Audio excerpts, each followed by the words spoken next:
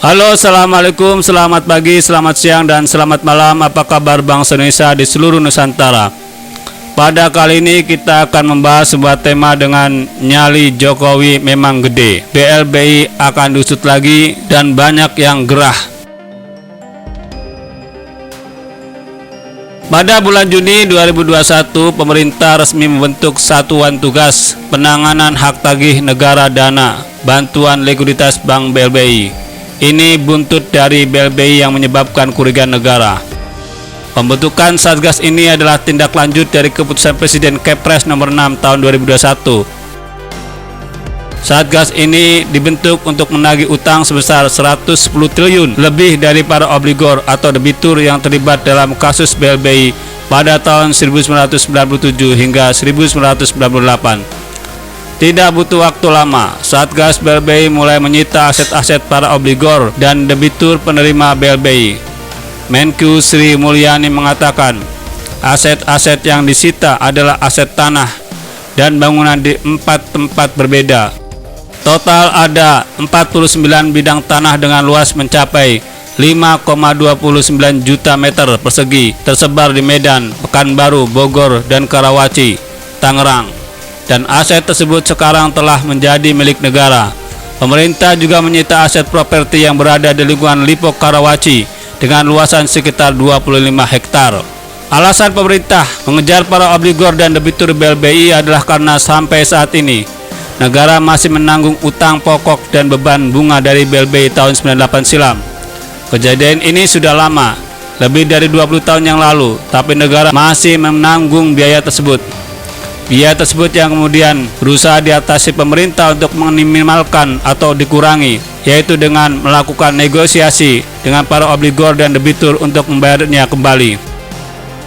Dengan dibentuknya Satgas BLBI, maka langkah awal pemerintah adalah mulai memanggil nama-nama obligor dan debitur untuk menyelesaikan masalah utang tersebut. Secara keseluruhan, besar utang yang ditagih adalah senilai 110,45 triliun. Sri Mulyani ingin dana itu segera dibayar kembali karena kasus ini sudah terjadi lebih dari 20 tahun. Dan jika obligor dan debitur tidak menunjukkan niat baik, tidak mau menemui Satgas BLBI, maka pemerintah akan mengumumkan nama-nama tersebut kepada publik. Salah satu nama yang sedang diperbincangkan adalah putra Presiden Soeharto, Tommy Soeharto. Tommy diketahui tidak memenuhi panggilan Satgas BLBI secara tertulis 2 kali. Kali ketiga ketika pemanggilan dilakukan lewat koran, Tommy menemui Satgas BLBI diwakili oleh kuasa hukumnya. Tommy Soeharto tersangkut kasus ini dan dia dipanggil Satgas BLBI yang menagih hutang sebesar 2,6 triliun dan harus dibayar ke kas negara.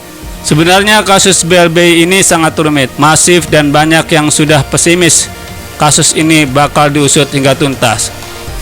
BLBI adalah dana darurat yang disuntik pemerintah kepada bank swasta atau BUMN pada akhir tahun 97 hingga awal 98. Saat itu terjadi serbuan para deposan bank di Indonesia karena takut kehilangan uang mereka akibat isu bank akan ditutup. Hal ini tentu saja menimbulkan kepanikan. Jika mereka semua menarik simpanan, maka bank-bank akan kolaps. Karena itu pemerintah memberikan bantuan likuiditas kepada 48 bank yang hampir kolaps. Seperti yang telah disebutkan, pemerintah akan membeberkan nama-nama ke publik jika mereka tidak kooperatif. Ada 48 orang yang terlibat kasus BLBI dan harus mengembalikan utang-utangnya tersebut. Dari 48 orang yang tersangkut dengan kasus BLBI, ada 3 nama yang diumumkan di media massa nasional, yaitu Agus Anwar, Tommy Soeharto, dan Roni Hendarto Rono Wicaksono. Jokowi memang diakui cukup berani melakukan ini karena BLBI ini melibatkan orang-orang besar, bukan kasus klasteri, tapi pemerintah saat ini kembali membuat kejutan yang penuh keberanian.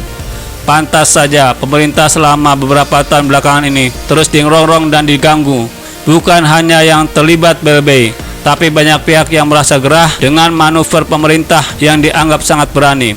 Jika berkaca pada pemerintah era sebelumnya, maka pemerintah era Jokowi cukup membuat mereka tidak nyaman, tidak bisa tidur dengan nyenyak.